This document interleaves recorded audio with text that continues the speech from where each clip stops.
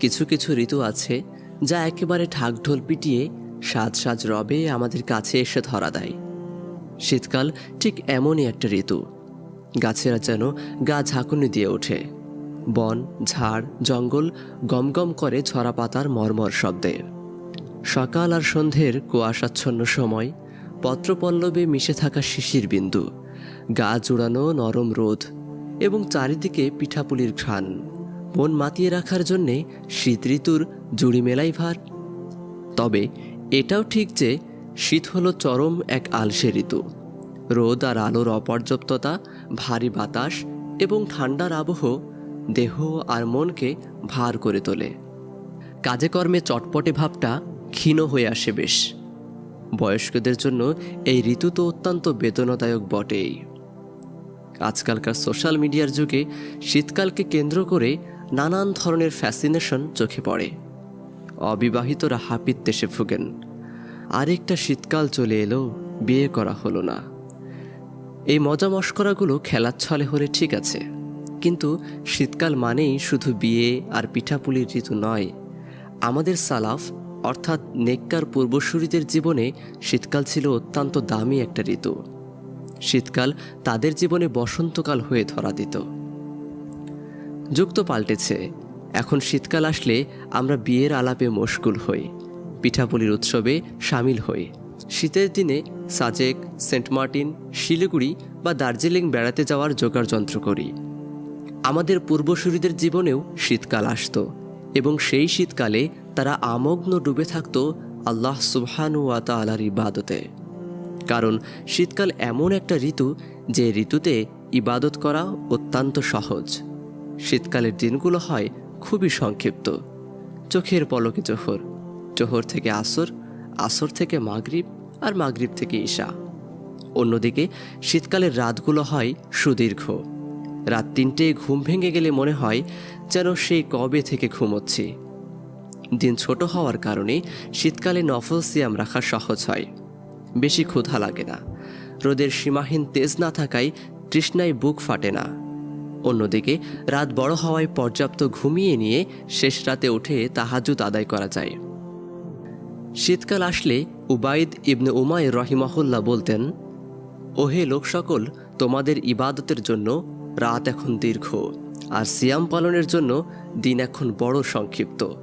বেখেয়াল হইও না, সুযোগ লোফে নাও। খেয়াল করলে দেখবেন শীতকালে রাত 9টা বাজলে মনে হয় যেন কত গভীর রাত হয়ে গেছে, অথচ এই কদিন আগেও রাত 9টাকে আপনার কাছে সন্ধ্যা বলে মনে হতো। ঘড়ির কাঁটায় 11টা না বাজলে তো রাত নেমেছে বলে মনেই হতো না। আর এখন রাত 10টা মানেই নিঝুম রাত। আল্লাহর রাসূল সাল্লাল্লাহু আলাইহি ওয়াসাল্লামের সুন্নাহ হলো তিনি রাতের খাবার দ্রুত খেতেন। সন্ধ্যার দিকেই খেয়ে নিতেন যেটুকু খাওয়ার। এশার পরে খুব কম কথা বলতেন এবং দ্রুত ঘুমিয়ে পড়তেন। তাড়াতাড়ি খাওয়া আর তাড়াতাড়ি ঘুমানোর উপকারিতা হলো এই, মাঝরাত হতে হতেই আপনার শরীর হালকা হয়ে যাবে এবং খুব সহজেই বিছানা ছেড়ে উঠা যাবে।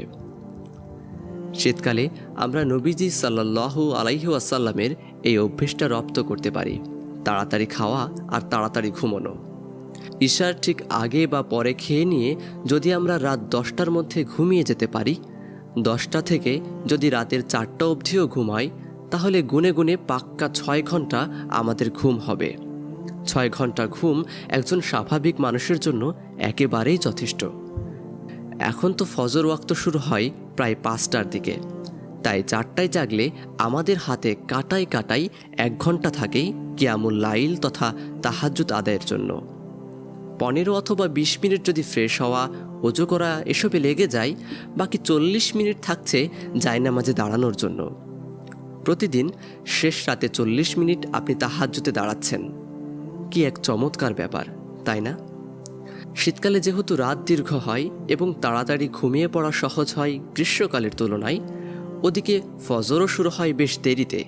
তাই শীতকালে তাহাজ্জুদের সালাত আদায় করা একদমই সহজ, যদি একটু আন্তরিকভাবে চেষ্টা করা হয়।